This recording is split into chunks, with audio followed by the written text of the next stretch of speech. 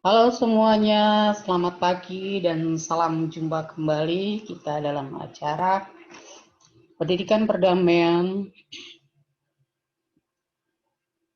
untuk penyebaran perdamaian, untuk menciptakan perdamaian dunia. Oke, baik.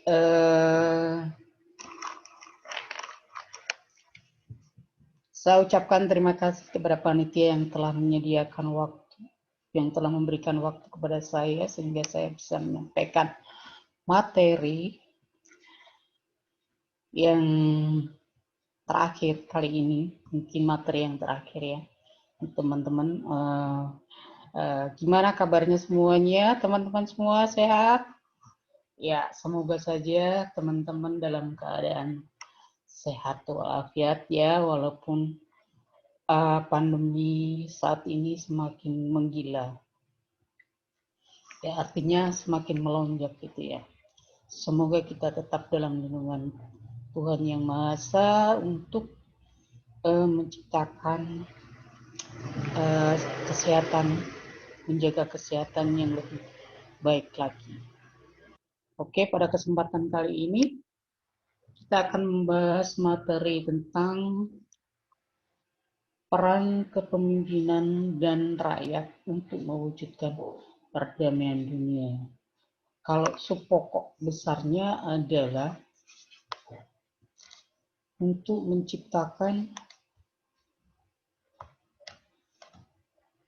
mencapai perdamaian sebagai keluarga dunia yang bersatu. Itu subpokok besarnya. Itu ya. Nah, untuk kali ini kita akan membahas mengenai peran pemimpin dan rakyat untuk menciptakan perdamaian dunia. Bagaimana itu? Apakah di Indonesia sudah terjadi seperti itu sebagai pemimpin-pemimpinnya? Baik, kita akan mulai, kita lihat slide yang akan ditampilkan di forum ini, yaitu kita coba share ya.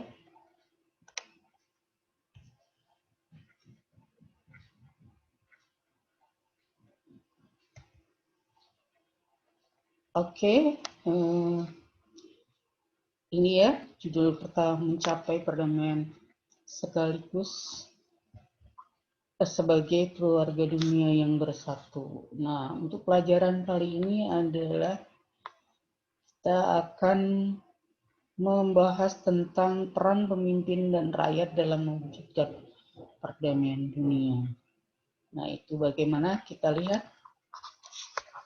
siapa aja ya pemimpin kita yang menjadi duta perdamaian untuk negara-negara. Coba kita lihat di dalam slide berikutnya, semoga bisa buka. Ya, oke. Slide berikutnya. Nah, ini adalah merupakan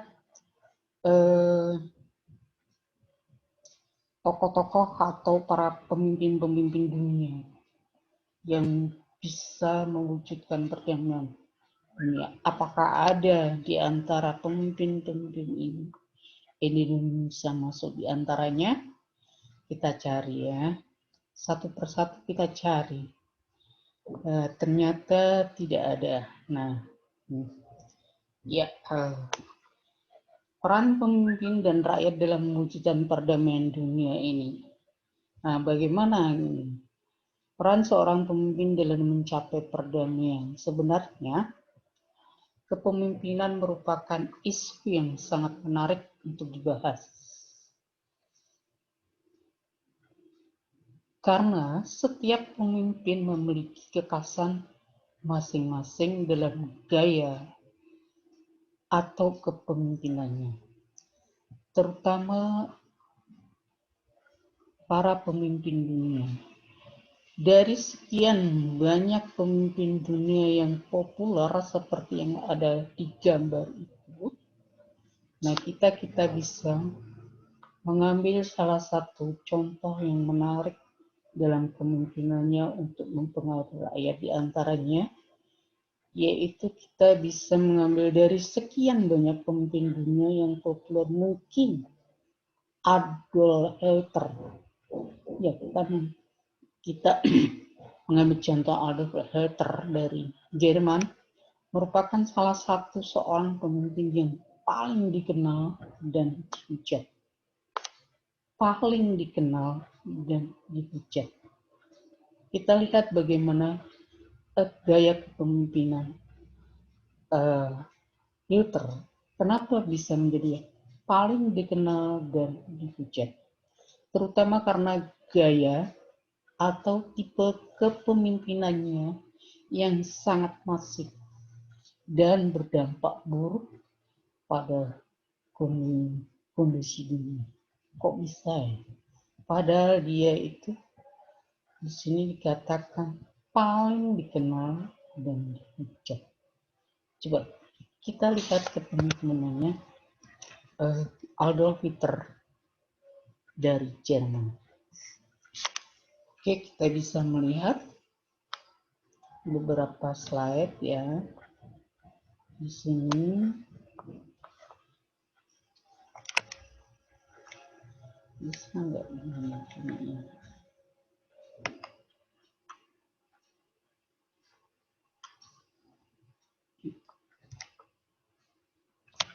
Ya, kita bisa melihat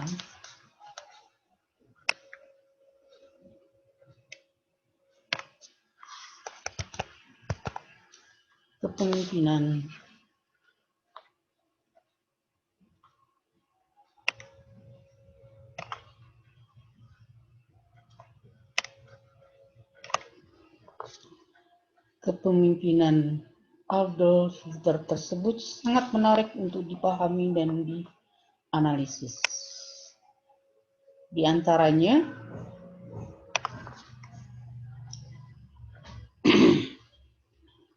bagaimana tidak seseorang yang tadinya bukan siapa-siapa, bahkan sempat menjadi tunawisma, bisa menjelma menjadi seorang politisi Jerman dan pemimpin partai Nazi, yang kemudian membawa perubahan yang sangat besar, bukan saja dalam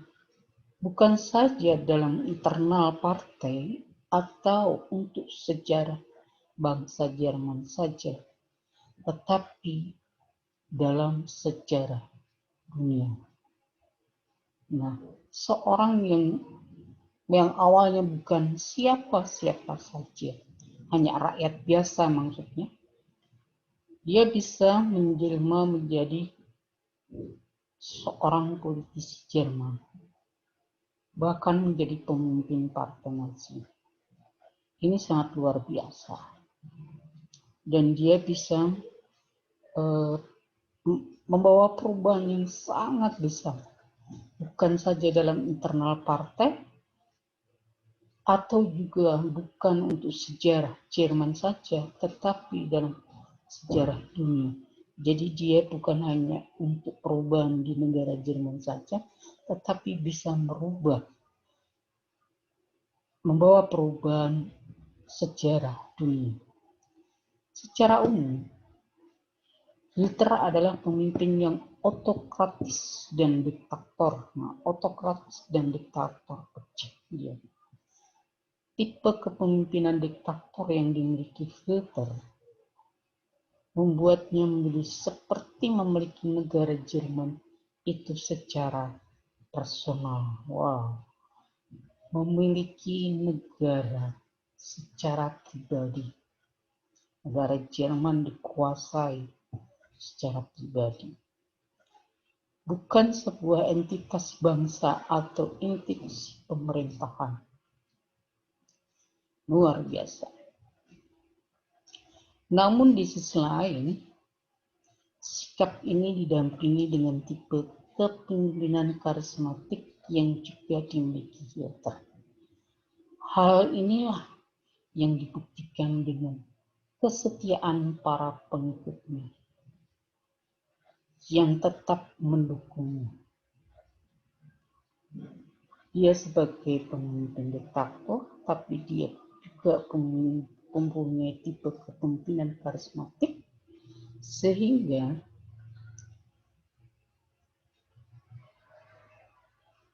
dia masih tetap mendapat dukungan dari pengikutnya.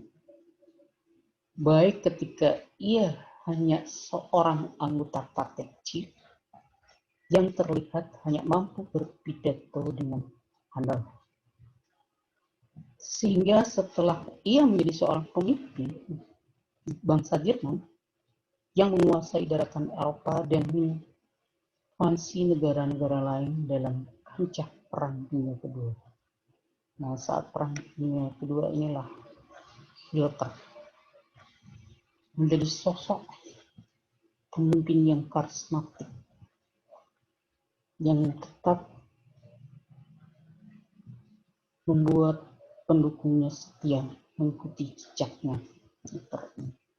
Nah, ini kekuatan kepemimpinannya Adolf Hitler. Di samping itu juga Hitler ini merupakan pemimpin yang diktator, ya. Jadi apa yang menjadi kebijakan Hitler harus dilaksanakan. Inilah yang ditakuti oleh pengikutnya. Apakah di Indonesia ada pemimpin seperti itu? Selama Indonesia dikuasai oleh pemimpin presiden yang menguasai Indonesia selama 32 tahun, apakah mereka pernah berperan bersama rakyat untuk mewujudkan perdamaian dunia? Apakah dia pernah juga menciptakan perdamaian di antara secara nasional? Saya belum pernah melihat di Indonesia ada seorang pemimpin yang bisa menciptakan perdamaian.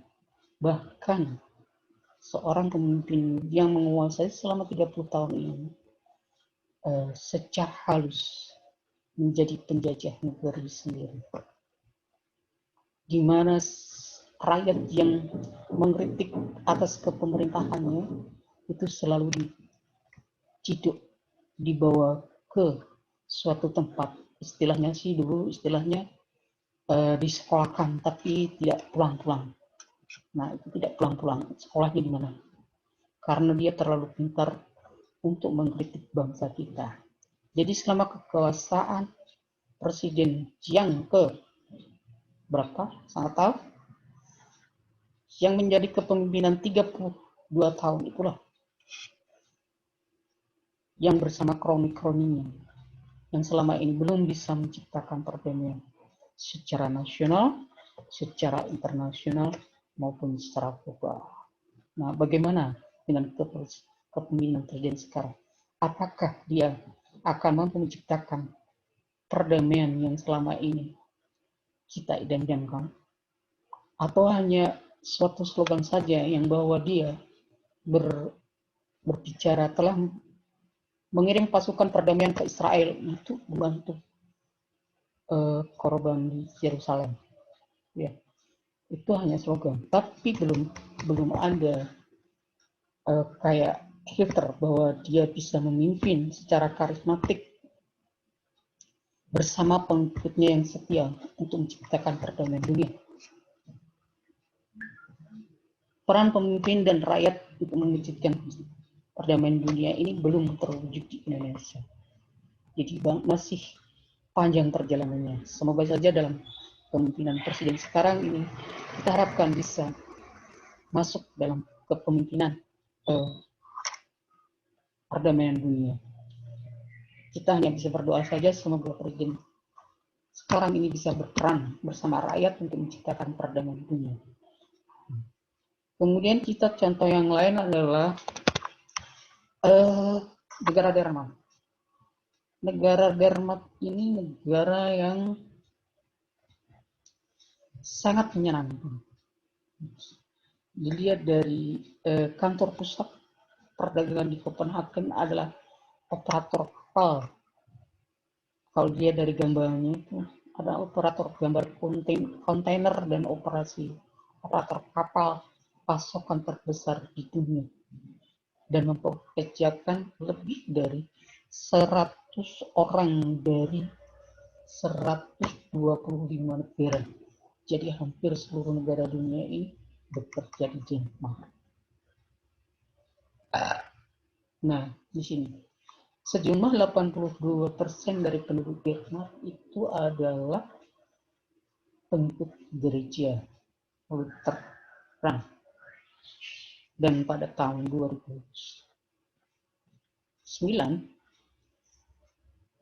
menurut survei Global Peace Index menubatkan bahwa Denmark itu sebagai negara paling damai kedua setelah Selandia Baru. Paling damai kedua. Luar biasa. Denmark telah memiliki 14 pemenang hadiah Nobel, mencakup 4 di sastra, 5 dari fisika atau kedokteran, dan 1 adalah hadiah perdamaian. Jadi keterlibatan Denmark dalam mewujudkan perdamaian dunia ini sudah mendapatkan hadiah Nobel dengan populasi sekitar 5 juta. Ini adalah salah satu dari rasio per kapita tertinggi dari negara manapun di dunia. Berarti salah satunya negara Denmark yang bisa mencapai perdamaian dunia yang mendapatkan hadiah. Kemudian 50% dari orang Copenhagen atau orang Jerman pergi bekerja naik sepeda. Jadi ini apakah ini merupakan budaya di Denmark bahwa para pemimpin ataupun para laki-laki yang memangku jabatan di sana adalah pergi bekerja dan pulang bekerja naik sepeda. Ini mungkin untuk mengurangi populasi ozon, untuk menciptakan lingkungan yang sehat. Ya, betul, menciptakan. Sehingga di Denmark adanya tempat parkir sepeda di Majelis Nasional Denmark. Berarti tempat parkir sepedanya pun luas seperti ini ya. Bahkan anggota Kongres pergi bekerja pun naik sepeda. Kalau di Indonesia, wah, no, tidak ada. Di Indonesia tidak ada. Petinggi, seorang presiden bersepeda, pulang pergi bersepeda, pulang pergi bekerja naik sepeda. Atau para DPR RI pulang pergi naik sepeda. Mereka selalu memakai mobil yang ber-AC. Dan Denmark adalah merupakan negara yang memiliki iklim bisnis terbaik dari tahun 2006 sampai tahun 2008.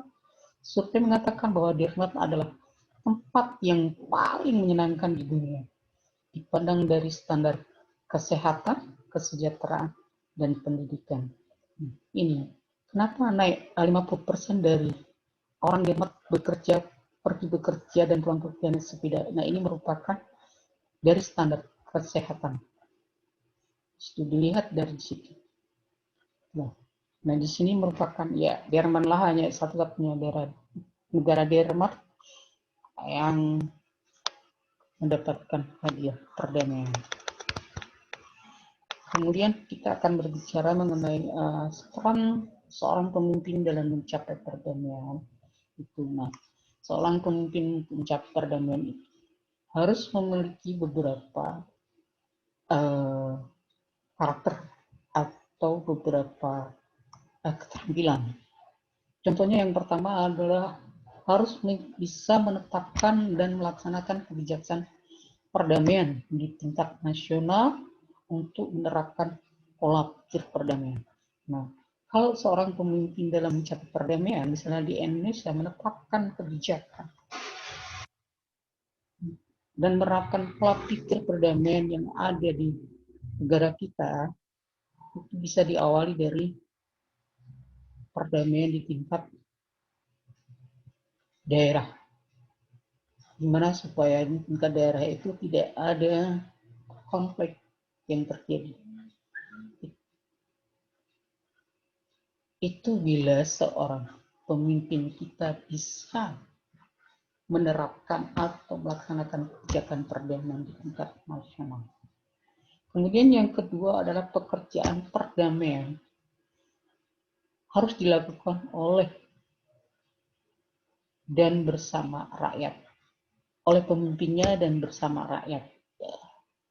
Itu bisa melalui deklarasi, seperti di sini contohkan adalah deklarasi penghentian perang, deklarasi perdamaian penghentian perang, kemudian melalui instansi pemerintah yang dipadukan dengan kerjasama rakyat harus dibentuk untuk mengembangkan dan melaksanakan DPCW atau deklarasi perdamaian penghentian perang. Nah, itu bisa bekerja sama dengan, jadi seorang pemimpin yang mempunyai kebijakan melaksanakan itu bisa bersama pemerintah bisa melakukan kerjasama untuk mengembangkan dan pelaksanaan DPCW. Nah, ini yang belum bisa dilaksanakan oleh negara kita. Nah, mungkin kita harus mendesakkan kepada pemimpin kita supaya bisa terjadi pelaksanaan DPCW. Kemudian yang ketiga, seorang pemimpin itu harus bisa membangun jaringan perdamaian yang besar di setiap negara. Nah, di sini apabila perdamaian ini dicapai secara global, pemimpin ini harus bisa membangun jaringan perdamaian ke seluruh dunia, sehingga perdamaian dunia bisa tercipta. Nah, disinilah yang dibutuhkan. Nah, baik, begitu ya teman-teman dan semuanya bisa dipahami. Oke, kemudian pemimpin itu harus memahami peran publikasi. Kalau pemimpinnya tidak bisa memahami gimana menyadarkan rakyatnya, gimana menginformasikan bahwa perdamaian itu penting, bahwa perdamaian itu harus diwujudkan, itu kan harus melalui publikasi. Jadi seorang pemimpin ini harus memahami, mempunyai keterampilan cara melakukan publikasi atau pemasaran. Ya. Kemudian juga seorang pemimpin harus mendengarkan rakyat dan membuat keputusan dan secara kolektif. Ya. Jadi seorang pemimpin itu harus mendengarkan aspirasi rakyat, usul-usulan dari rakyat, sehingga bisa membuat keputusan damai secara kolektif atau bersama. Ya. Nah, itu yang diharapkan dari negara kita seperti itu. Semoga kedepannya kita bisa mendesakkan suara kita untuk mencapai perdamaian. Kemudian kita beralih ke peran rakyat dalam mewujudkan perdamaian dunia. Rakyat menunjuk para pemimpin untuk mewakili rakyatnya, sehingga suara rakyat itu bisa tersampaikan melalui pemimpin yang menjadi wakilnya. Seperti seorang pemimpin harus mempunyai ideologi yang dimiliki pengaruh besar, mempunyai ideologi sehingga bisa mempengaruhi pada orang-orang yang mereka wakili. Jadi seorang pemimpin itu harus mempunyai ideologi untuk mempengaruhi orang-orang yang mereka wakili. Gitu. Kemudian nasib suatu bangsa terletak pada keputusan yang dibuat oleh pemimpin. Nah, ini setelah pemimpinnya menerima aspirasi dari masyarakat, dari rakyatnya, nah, pemimpin itu harus bisa menentukan nasib suatu negara terletak pada keputusannya. Dia harus membuat keputusan berdasarkan suara rakyat. Nah, itu kira-kira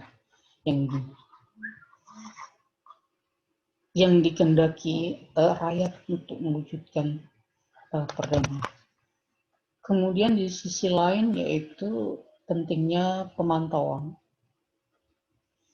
dan desakan perdamaian. Nah, di sini saya lihat belum ada hukum yang efektif dalam lingkungan yang memungkinkan pemantauan dan tindak disiplin serta sanksi bagi mereka yang melanggar hukum. Apakah ada di sini misalnya pemimpin tidak melakukan perannya bersama rakyat untuk mewujudkan perdamaian dunia? Apakah ada hukumnya? Apakah ada sanksinya bagi pemimpin yang tidak melakukan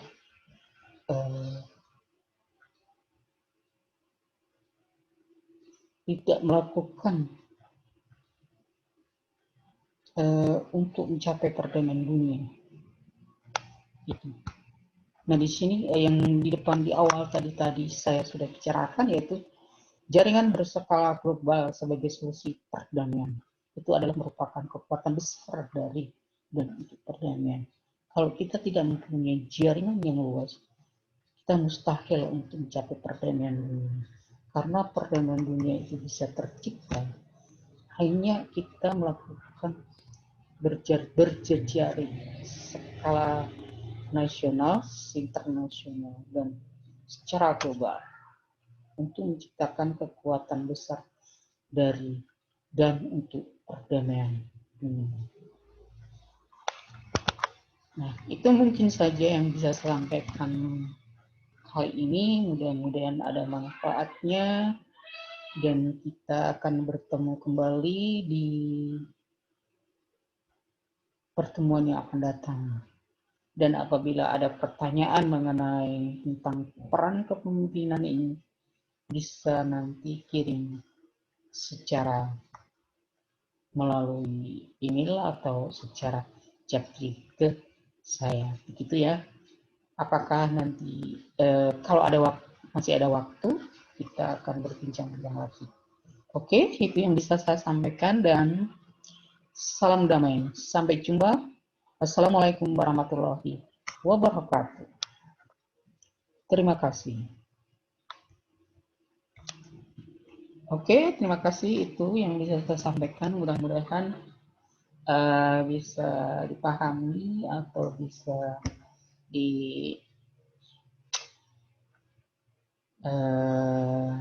dimengerti dengan adanya peran pemimpin untuk mencapai perdamaian.